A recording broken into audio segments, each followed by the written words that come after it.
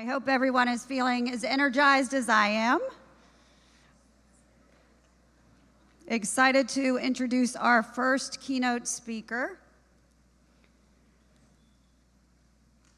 We go way back.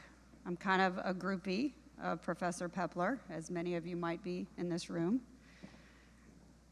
Debra Pepler is a distinguished research professor of psychology at York University in Canada.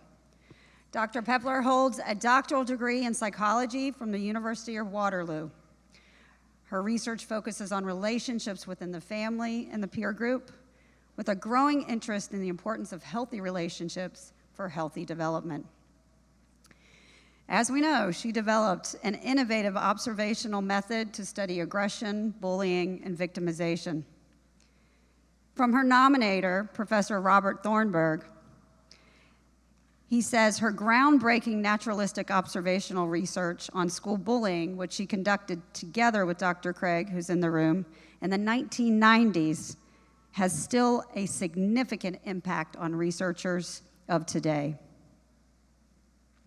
Her research on peer and family relations has been embedded in interventions, breaking the cycle for substance-using mothers and their young children, bullying prevention with the Toronto Board of Education, SNAP, or Stop Now and Plan, for aggressive children and their parents, Pine River Institute for youth with addictions and mental health problems, and she's also worked with the Canadian Red Cross for violence prevention in Indigenous communities. Dr. Pepler co-founded and co-led PrevNet, which stands for Promoting Relationships and Eliminating Violence Network, to promote healthy relationships and prevent bullying for children and youth. Dr. Pepler was nominated as a keynote speaker because she stands out as a distinguished international researcher on bullying and other forms of aggression, has extensive expertise and invaluable contributions to the international school bullying research community. Along with her intervention work, Dr. Pepler also has done groundbreaking work to identify developmental trajectories of bullying and other forms of aggression, considering gender, family factors, peer dynamics, relationships, bystanders, and interventions that bear witness to her excellent contributions to and outstanding expertise in understanding bullying from a developmental psychological perspective. I call her mentor, I call her friend, I call her lifelong colleague, Dr. Pepler.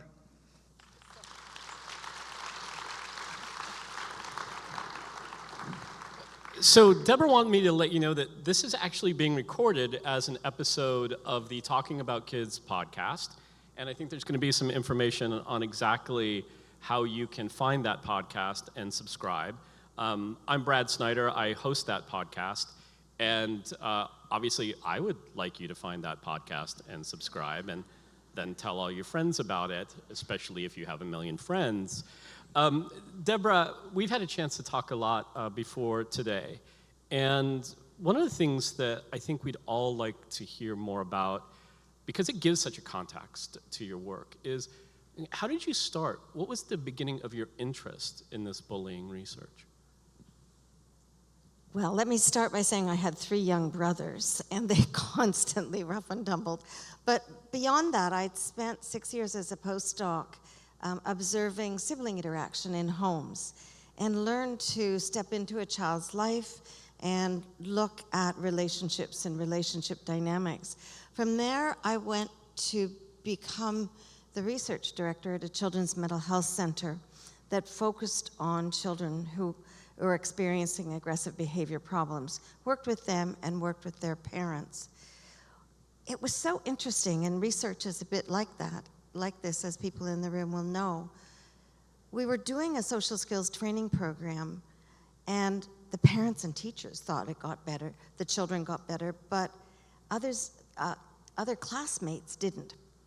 And that was a moment, that the failure, in effect, of knowing that other children didn't see a difference in these children's behaviors, whereas the adults did, led me to ask questions about what really happens in the world of children who are highly aggressive. And having done 6 years of observational research, the only way for me to figure that out was to step into children's worlds again. And I realized I couldn't be there in person because the children were school-aged and would be highly aware of us being there. And so determined that one of the best ways would be to put remote microphones on the children and observe them. I'd seen some of that work out of Concordia, done by Lisa Serban and Jane Lendingham and others. They didn't have microphones on the children, and I knew enough about children's aggression that I needed to hear what was going on as well as see it. So we did that observational work and saw many, many examples excuse me, of bullying in that work. Wendy Craig and I did that work, the observational work, and then moved on to school interventions and a developmental analysis of it. And what do you think was your biggest surprise in that initial listening to the children's interactions? The biggest surprise was that peers were there 85% of the time. Up until that time, I think we understood bullying as a relationship dynamic between two individuals. We really didn't understand that there was an entire peer group that was involved either actively or passively in exacerbating the problem. Tina Samavali was looking at that in terms of students' definitions of roles, and we saw it on the school playground. We saw how children spent 75% of their time paying attention to the child who was doing the bullying. The more children there were in the group, the longer the bullying went on. Occasionally, peers had the courage to intervene, but that didn't happen very often. However it happened, they intervened more frequently than teachers. And you were also starting to notice differences in the interactions based on the age and development of the child. That's right. So young children are much less sophisticated in their bullying. They tend to do physical bullying or straightforward verbal bullying. As they get older, certainly as they move into early adolescence, sexuality emerges. So identifying a sensitivity in a child by making a sexual comment, we saw among the grade 5 and 6 students who were involved in our research. And now you're a proponent of the developmental relational approach. And one of the great things about the World Anti-Bullying Forum is we have a lot of practitioners here. So can you define developmental relational approach? I think the easiest way to talk about it is as if you were looking through binoculars, and each lens is equally important. With one lens, you look at the child and you think, well, what are this child's strengths? What are the challenges faced by the child? Where is the child developmentally relative to expectations for that age? So attuning deeply to that child and the circumstances in which that child's growing up. The other lens focuses on relationships, and children grow up in the context of relationships.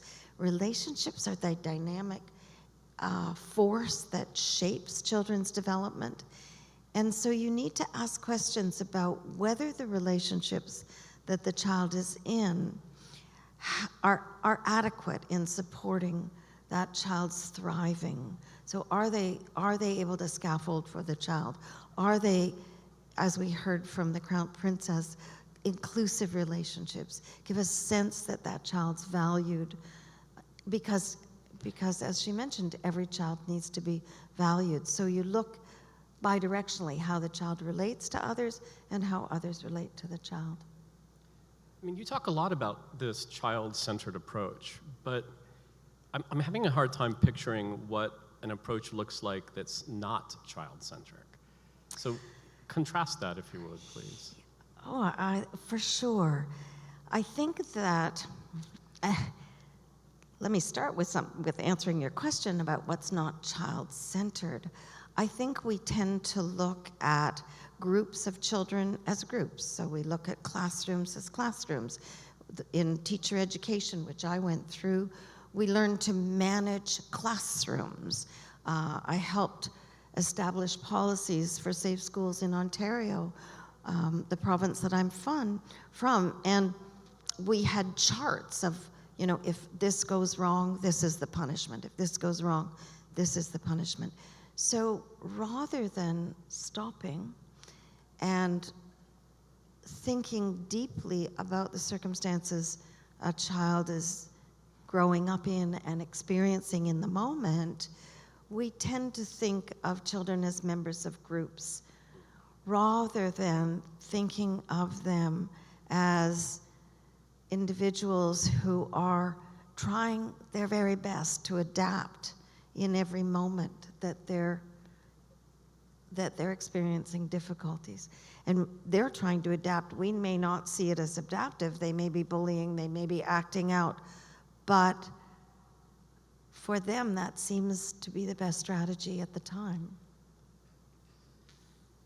My question about that child-centered approach is, over the years in school climate and bullying prevention, we've come to look at this ecological model. And again, you heard the Crown Princess of Denmark talk about this a little bit, about a child being placed inside a community and inside a larger context. How does a child-centered approach fit with what we know about the importance of the entire ecology? That's such a good question. And I think with Bronfenbrenner's model or other models of systems, we need to stop and come down to thinking about, well, how is the child experiencing that system? So how is the child experiencing a family system? Is it regulated at home? Are they fed breakfast before they come? Has the home been a calm place that sent them off to school in a regulated, ready state? Or has it been chaotic and difficult? Similarly, when they come into the door of the school, does someone know their name? Do they say good morning? Do they welcome them into the classroom? Do they have a quiet comment about how their evening was? And all of those are interactional moments, or relational moments. And similarly, when you think of the broader context in the school or in the community, does the child feel safe? Do they feel that there are trusted people in that environment? Do they feel welcome? All of those make a difference, and it's bi-directional. So it's not only how does the child feel, but how do those in those various contexts relate to the child?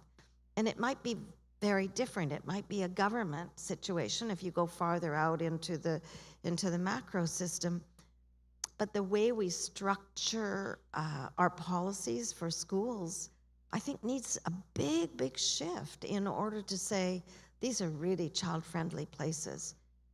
And how I think about that is whether I, as an adult, would be willing to be in those places. My children went to a high school where there are 2,200 children, 200 students. And when the bell rang and they needed to change classes within 10 minutes, there were 2,200 people trying to change classes. I would not be comfortable in that environment. And why would we ever put children in contexts where we wouldn't, as adults, be comfortable and feel safe and feel cared for? We just heard one of the youth, I think it was Sean V, say that adults can be scary. And so you're advocating for adults having this more one-on-one relationship with their students. Let's talk about how we make adults less scary in those individual interactions.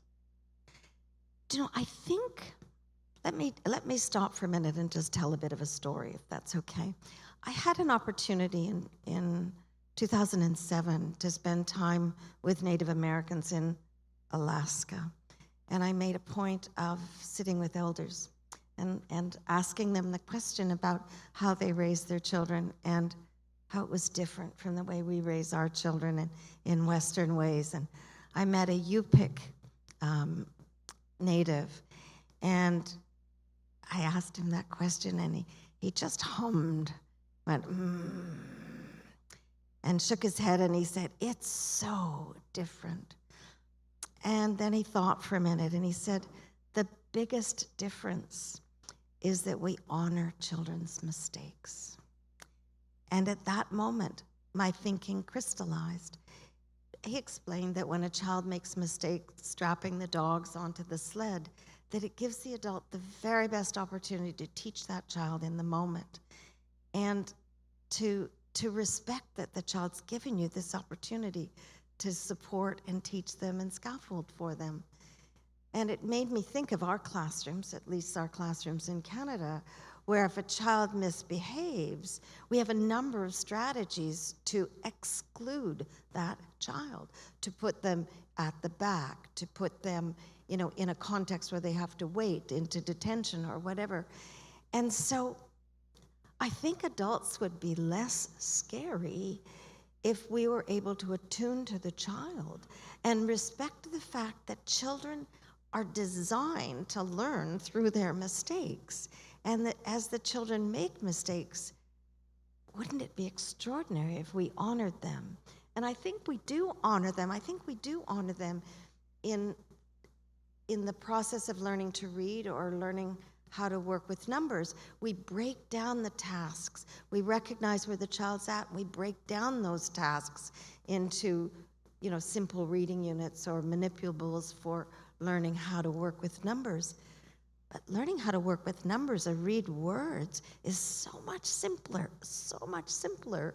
than learning how to get along with others. Because those numbers are the same tomorrow and next week, or the word is the same over time. And yet every person's different. The way you relate to a friend is different than an unfamiliar peer, is different than your parents or another adult. And even your mother on one day is not the same as she is on another day, because she has a screaming headache and can't tolerate anything. So I think we need, as adults, to stop and see the child and be with the child in the moment. I'm glad you mentioned that, because it's actually one of my favorite things that you've written, and I brought it with me here.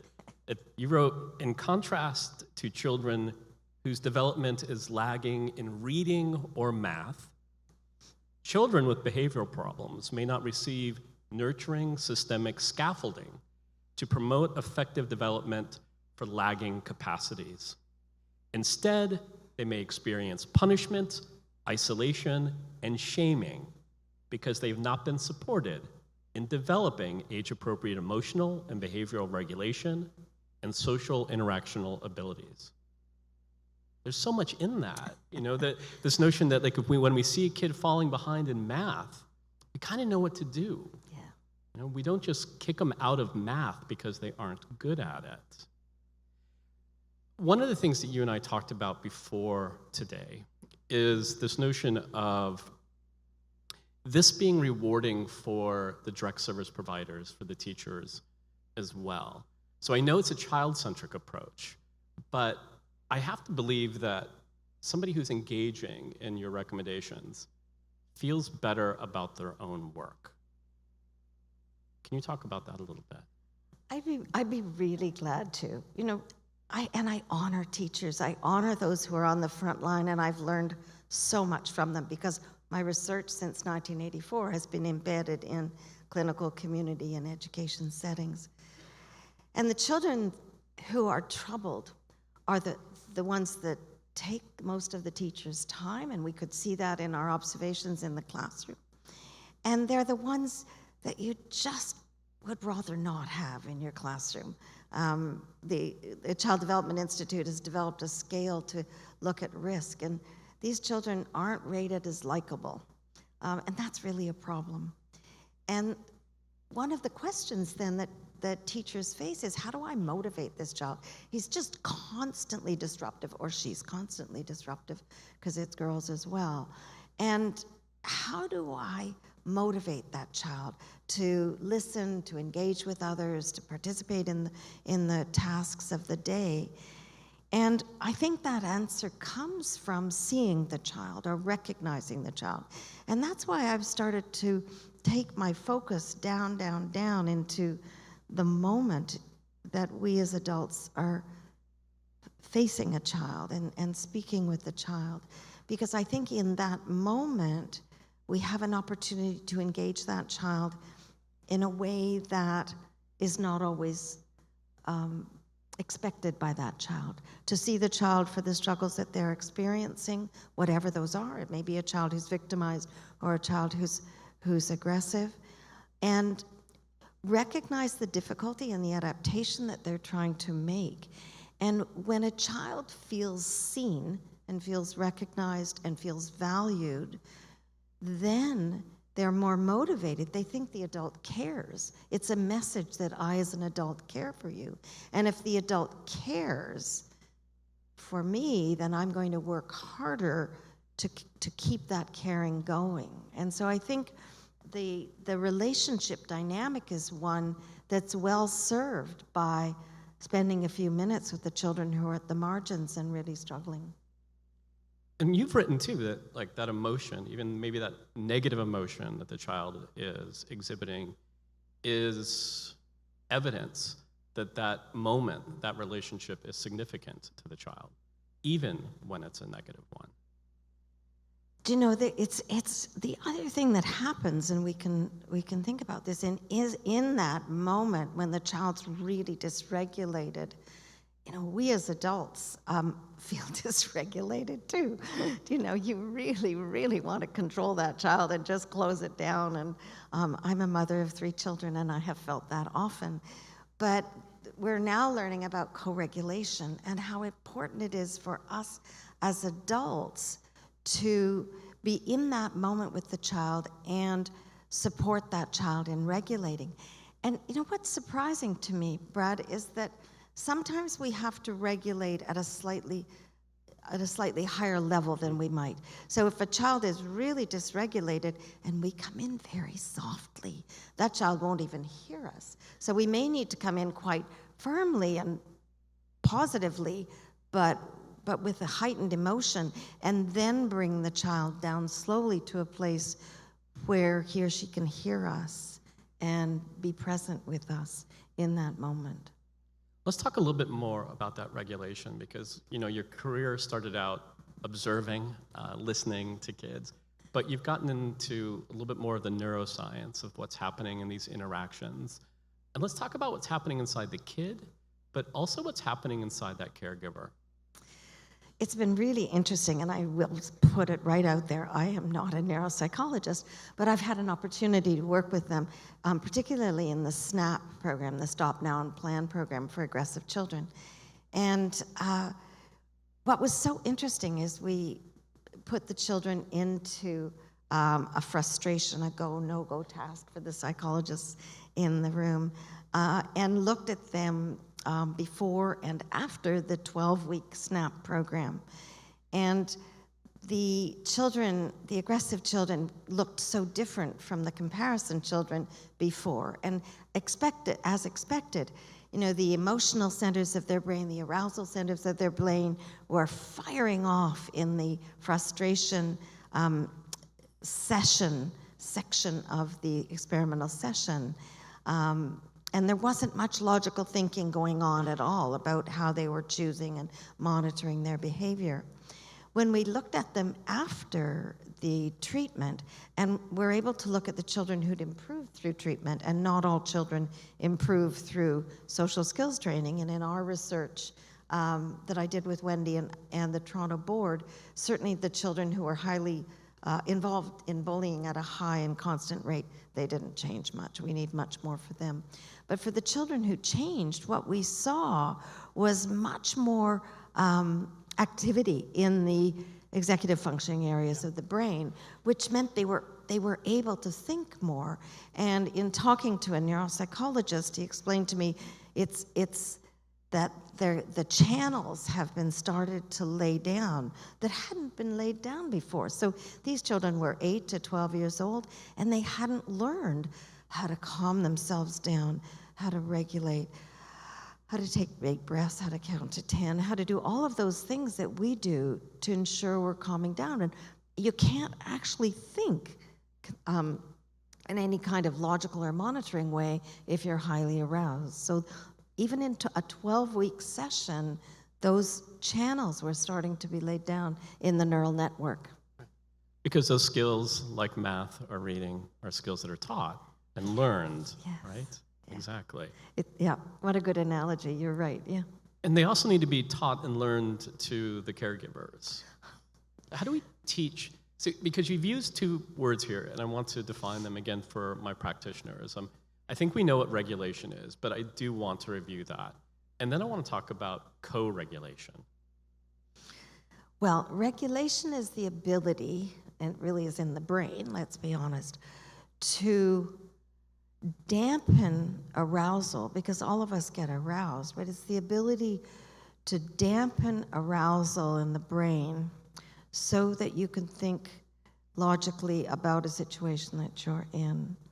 And there are many situations in a day when we get aroused, and even coming up onto the stage today, I was a little nervous, needless to say, and I sat here and I did a bit of deep breathing just to calm down, and that's regulating my emotions, because being nervous isn't going to help me just have a great conversation with you.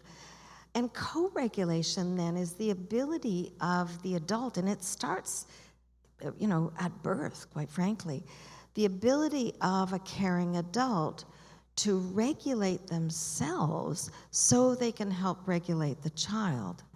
And it's really a skill, and it's a skill that you need to keep practicing, and it's really valuable. I'm going to, again, tell a story.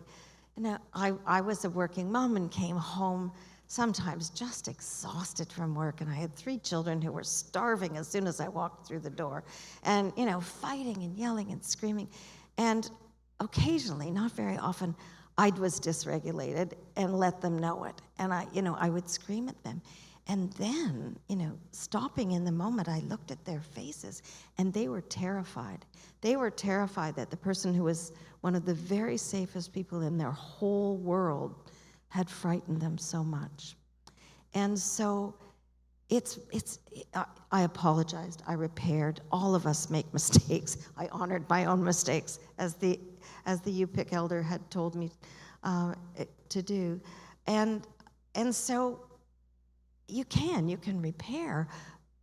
And it's not that we don't get into negative states, but you have to pull yourself out and be present with the child and stop and think about what that child is experiencing or has experienced earlier that day, or what challenges the child's working with, whether they're developmental challenges or relational challenges. There's that phrase in the child trauma world, which is you can't expect the child to outregulate you when you're dealing with them. So let's go back to some of the mechanics of this, because obviously if you are going to keep a child regulated, stop them from being in that aroused state, you have to know that child. You have to know what it looks like when that child is not typical. You had talked about that classroom check-in. Mm-hmm. Let's talk a little bit, what does a school look like that is being effective in its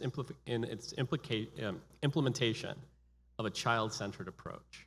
What happens from the moment that kid gets there? Really a good question. Let's give it a go.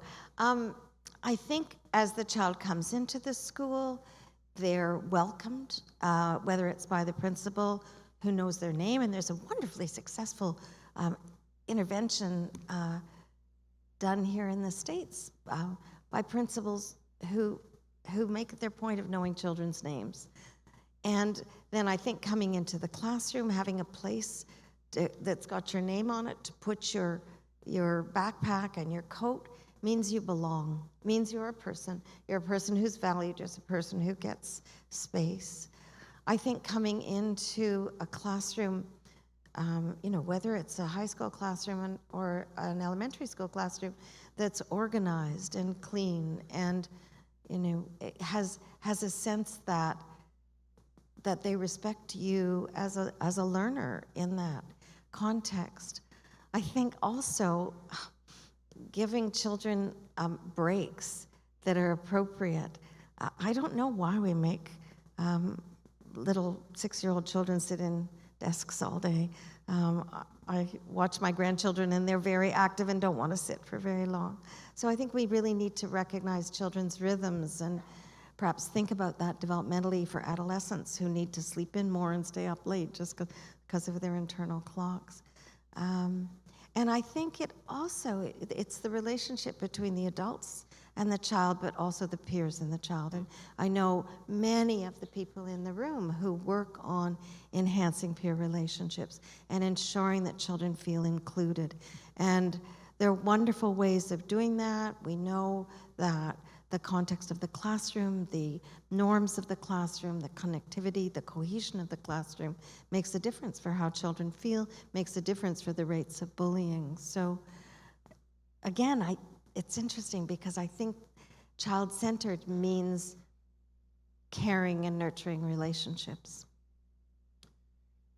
Earlier, we heard a youth, Elena, say that her recommendation for young people is to not spend too much time in social media.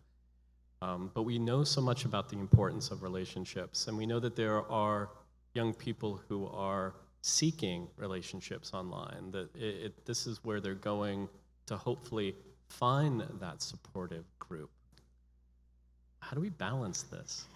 I think somebody else used the term deliberate, and I think that's a really good term because especially children and youth who are at the margins can't find others like them who have a similar disability, who have a similar gender or sexual orientation, and they can find those groups online. And there's such a sense of belonging somewhere when you find others who are like you. So I think that the important thing is to help children and youth understand what feels safe and what doesn't feel safe. And one of my colleagues, Yvonne Skipper in the UK, helps children identify what's fake and what's real, and in terms of what they see online. So I think helping children in face-to-face interactions, but also in online interactions, ask themselves continually, does this feel safe? And again, I think you're going back to the scaffolding there, because as you've written about, we have kids that might not know what safe feels like. So where are they going to learn if their model for safety wasn't necessarily there in their primary formative years? Do you know, Brad, it's such a good question, and I go back to the work of Breaking the Cycle, the program for substance-using mothers and their young children that Naomi Andrews is here, has worked with me in. And what I learned there was that the women who come into the program have never felt safe. They have never, and they've never trusted. If you don't feel safe, you don't trust. And they've never trusted because no one in their world has been trustworthy. And so how do you learn to trust, which is such an essential aspect of humanity? And I think the answer to that question is through nurturance. And that's what Breaking the Cycle does. It provides what they call it a nurturing container. It has a humble, relational, trauma-integrated approach that provides a really safe container for the women who come into the program, and then those women can provide safety and trust for their children. So until the parents themselves have that sense of safety and trust, they can't teach it to their children. And the question that comes up for me, and it's a really relevant one in the school context as well, is if these women's rights weren't protected as children, and every child has the right to be safe, and the UN Convention of Rights of the Child is quite clear on that. If we as a society didn't protect these children's rights, whose responsibility is it to ensure that not only they learn how to be safe and trust and be in a healthy relationship, but their children learn that? And I think the answer to that is society. And then that calls into question how our schools are organized. And are we really teaching children and youth the skills and capacities that they need to live a healthy, happy, relational, productive life? Or are we teaching them things that they probably won't use, like advanced calculus, which I never use on a day-to-day basis? So, we all use relational skills virtually all of our day, and yet these aren't the building blocks of education. You mentioned the UN Convention on the Rights of the Child. You're a Canadian. I'm not. I'm from the United States, so I will point out that we're the only nation that has yet to ratify the UN Convention on the Rights of the Child. So if you are from the United States and you care about this issue, maybe lobby. You had also, I want to go back though, because I think that implicit in this, you just mentioned, instead of teaching calculus, let's teach these other skills. And we've talked about the pressures that teachers are under. I know from the districts that I work with that so many teachers go home feeling like failures, mostly because of social interactions around behaviors with the students in their class, very rarely about the academic achievement. When they go home, if they're feeling bad, it's because they had an interaction with a child that was a personal one that struck them and stayed with them and made them feel less accomplished. How does this approach help that teacher just with their day-to-day work?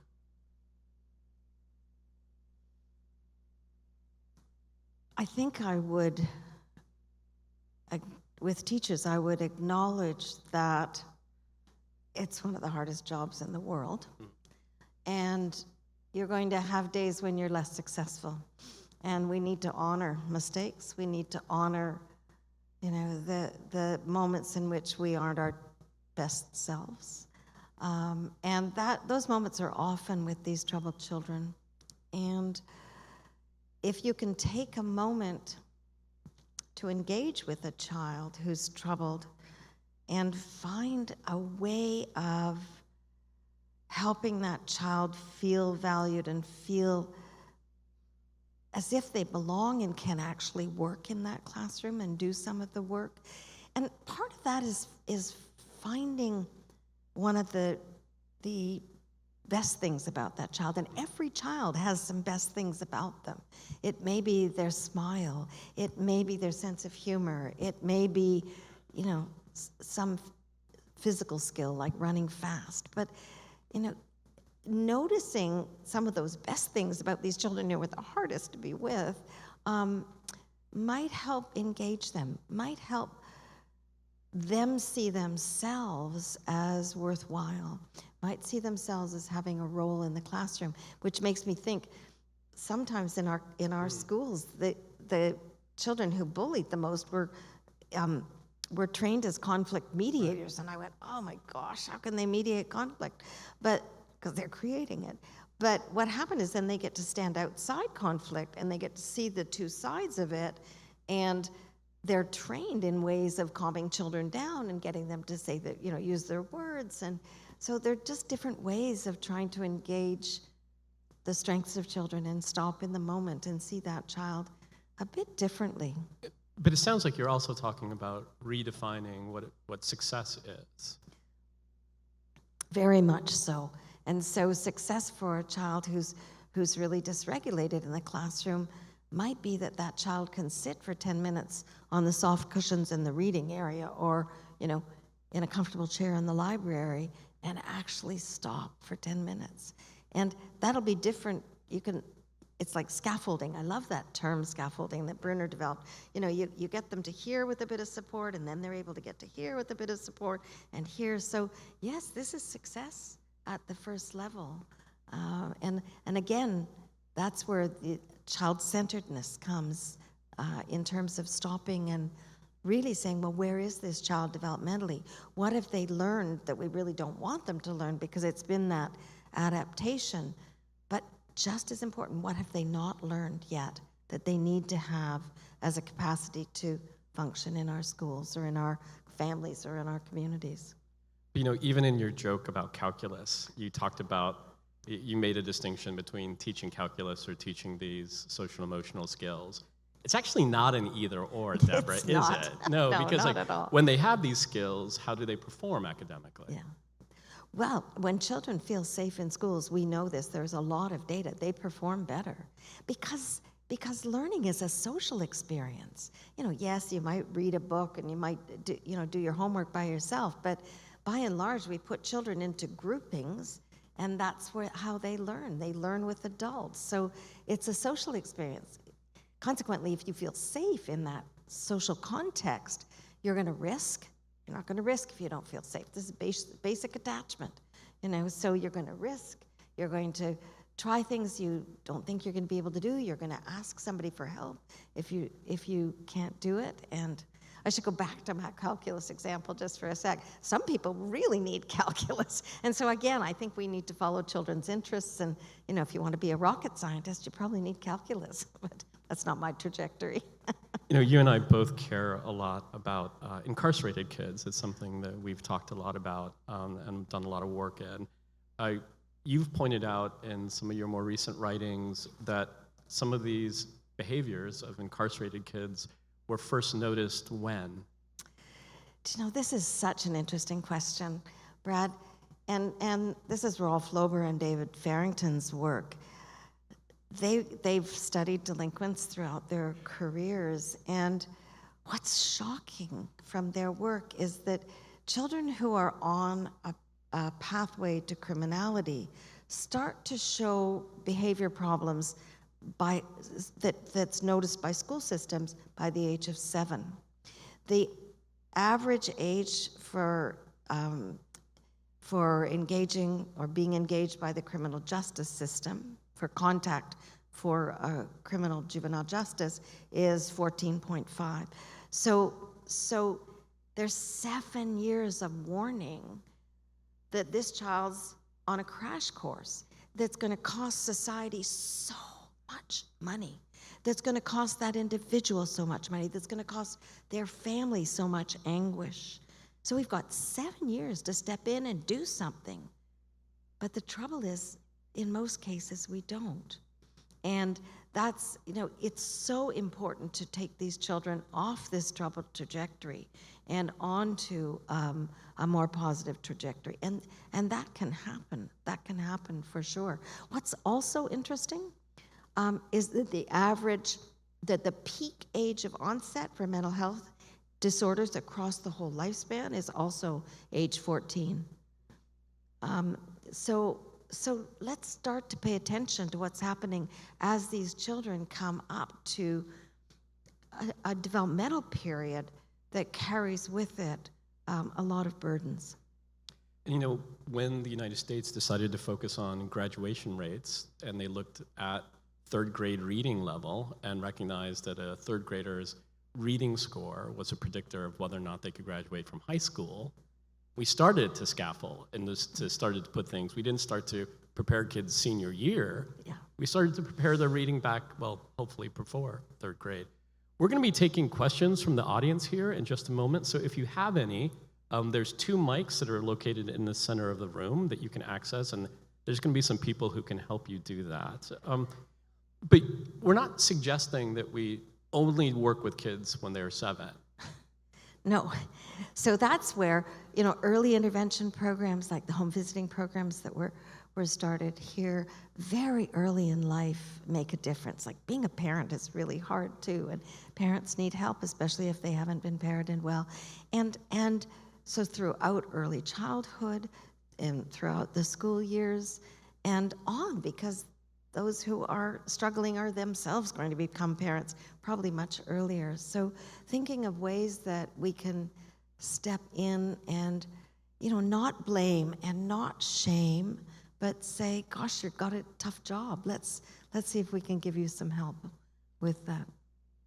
Obviously, we've talked a lot about the over-reliance on punitive responses, right? And we heard this morning from Greg Richardson. He talked about his own experience growing up Indigenous and being bullied. You've explained a little bit about how working with Indigenous communities in Canada have informed how you've thought about mistakes. What else have you learned from your work with these Indigenous populations that kind of inform your perspective about bullying and school climate? You know, it's just been a remarkable experience for me to be able to walk alongside Indigenous communities now for 20 years. And it's a very big switch for us as academics, because you're no longer the expert, as we aren't with the youth either. They're the experts. You become the listener and the observer, and things aren't explicit, but you just watch and learn. So what I've learned is what a child-centered community looks like, because Indigenous communities have culturally, traditionally been child-centered. From an evolutionary perspective, that makes lots of sense. If your children don't survive, your community won't thrive.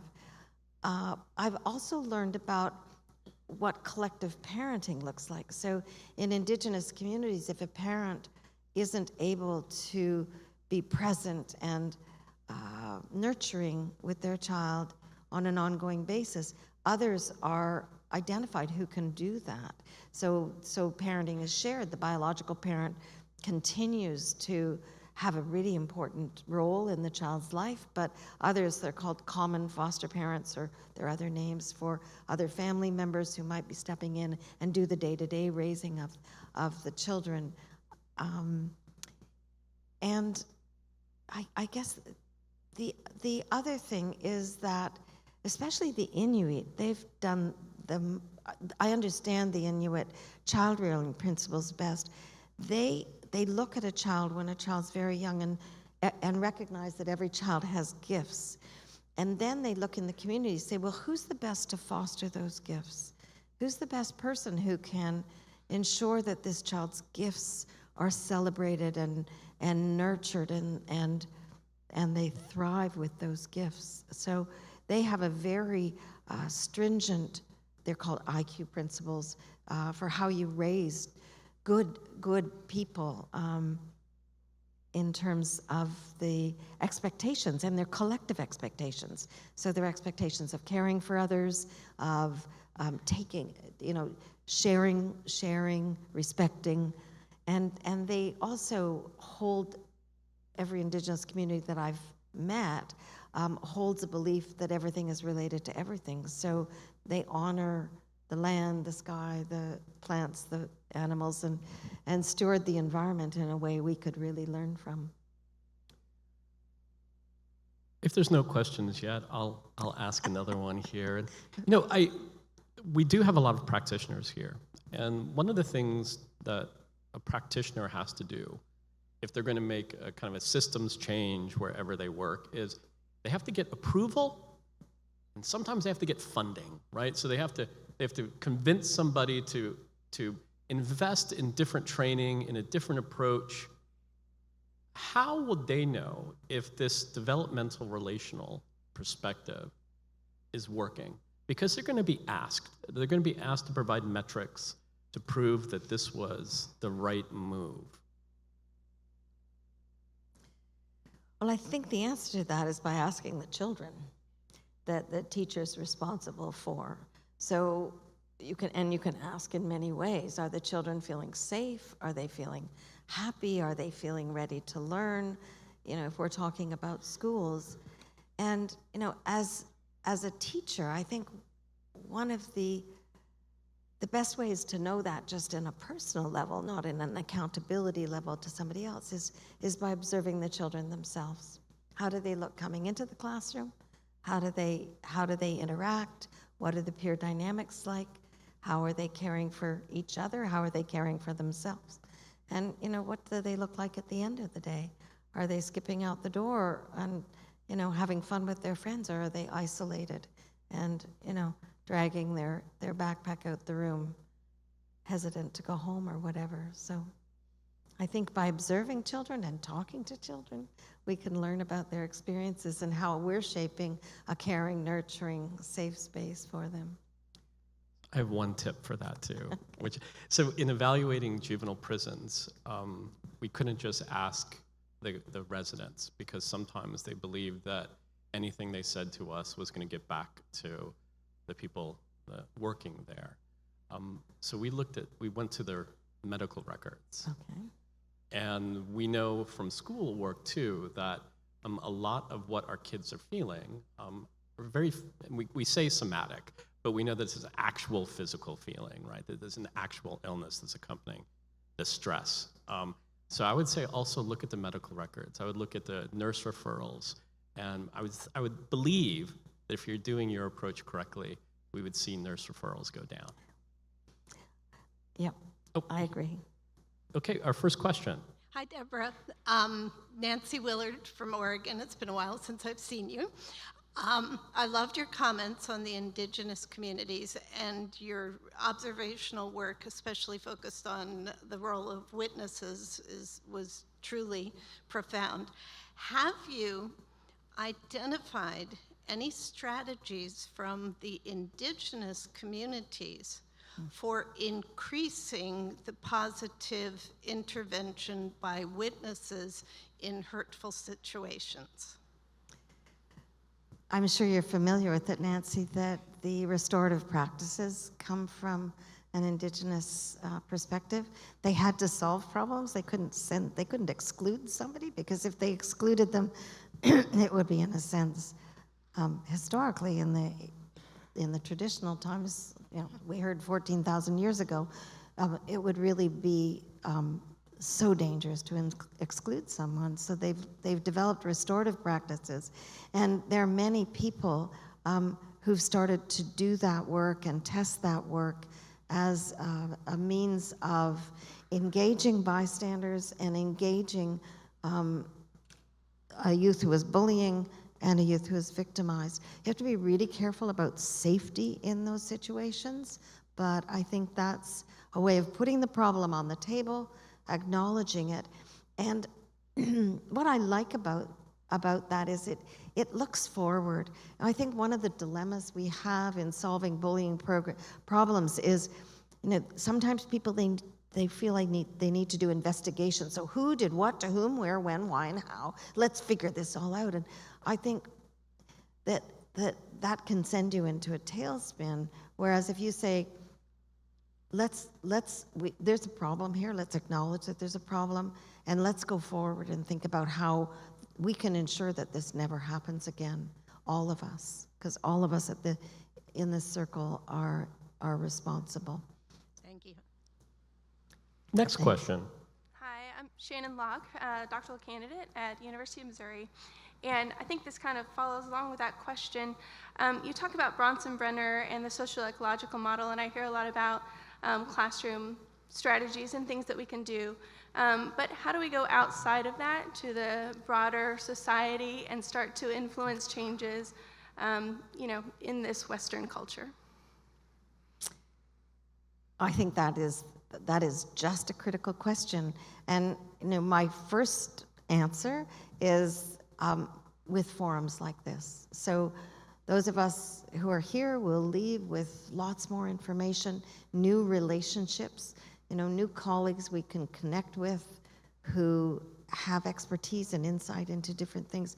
But I think it goes beyond that. I really do think it goes beyond that. And I'm not sure whether you're familiar with the Sustainable Development Goal 16.2, but the UN said that by 2030, one of the goals for all of the signatory countries is to end all forms of violence against children by 2030.